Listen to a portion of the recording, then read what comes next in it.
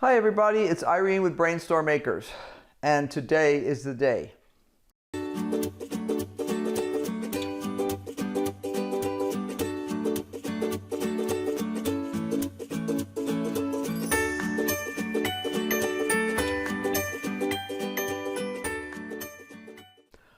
Now, if you've been following with us, you know that what we've been doing is experimenting with a few things that we haven't done in a while.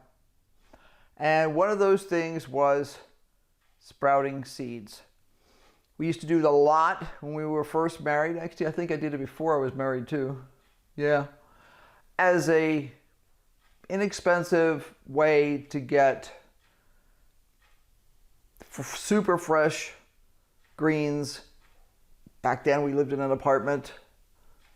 We had a little teeny tiny spot that we could grow some stuff that had like the worst dirt on the planet. Makes this dirt here look like Garden of Eden. Anyway, we were growing sprouts in the kitchen back then. Now I like growing mine in the kitchen because it's someplace I go multiple times a day. Now, this is our cabinet where we keep mostly cups and stuff. So I know I'm going to be in here every single morning for a cup for something.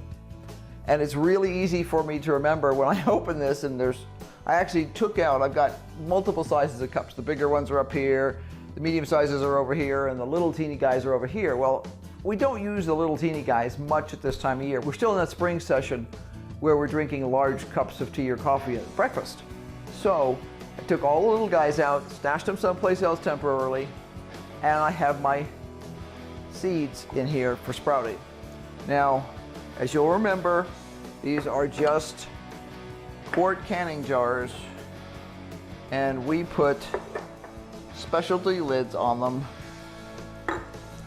Now, do you have to have specialty lids? No. When we first started doing this, we were using a piece of old pantyhose and one of the rings. So we would just simply stretch that over the top, screw this on, and it holds it in just fine. Any kind of clean cotton fabric will work just fine also. If you have an old jelly bag that you use for straining jelly, that's clean, obviously.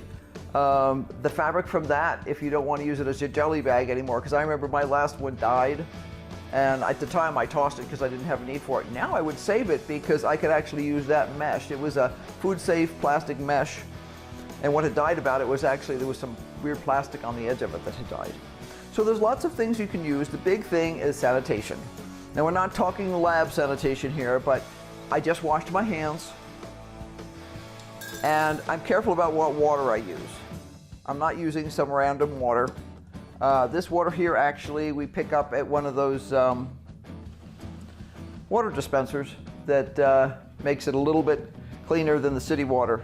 All I do is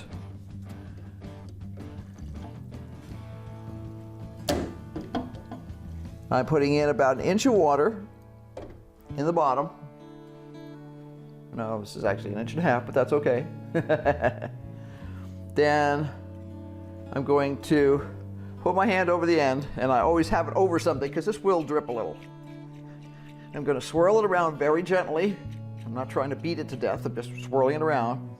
Then I'm going to pour it out. And I'm going to do that with each one of these. And then I'm going to let it sit upside down in a clean tub for just a minute or two while I get the other ones done.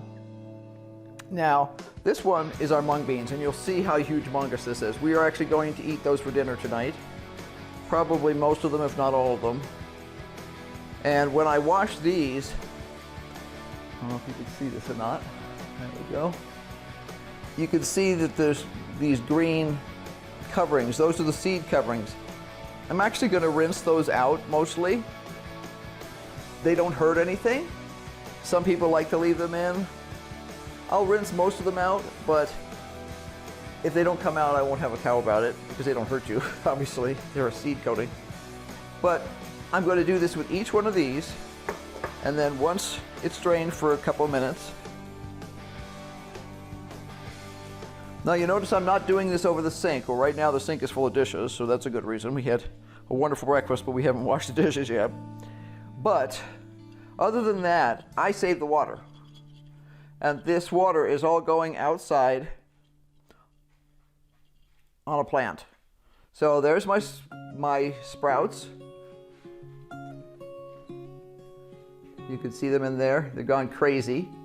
Now, we just, as our initial sprouting expedition this time, we just followed the instructions on the container. Next time around, we will probably not sprout as many of some of these. It depends on what we're going to use them for. I knew that I wanted a whole jar full of these because I was going to make them into Chinese food. But I'll probably use at least half of those tonight. But this guy's been rinsed, so all I do now is I stick him back in here.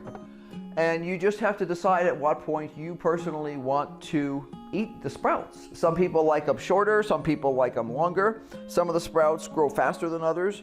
Probably the fastest growing ones are the mung beans and the alfalfas. They just grow like weeds. They are crazy, crazy. I hope this inspires you to try growing sprouts. They're super easy, really. All I did was rinse them morning and then rinse them evening before I went to bed. Keep this closed the whole time. What that does is it provides a dark, relatively stable temperature environment for them, and they grow. It doesn't take a lot of skill, shall we say. People I know who could barely boil water can grow sprouts. So, grow yourself some sprouts.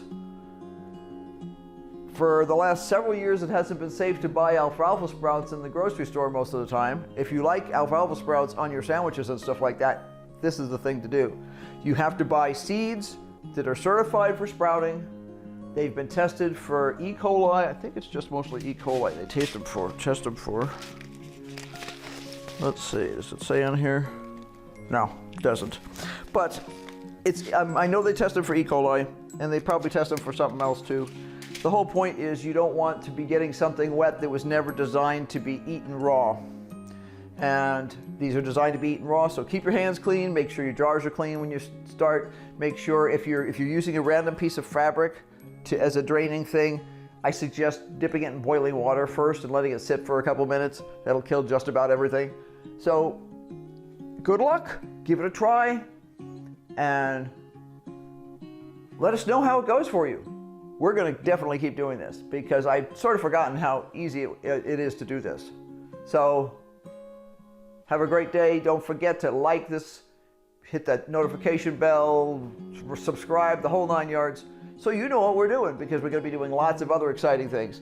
And in case anybody's paying attention, you notice there's a little something else going on in the background here. But that's a different video. So until next time, bye.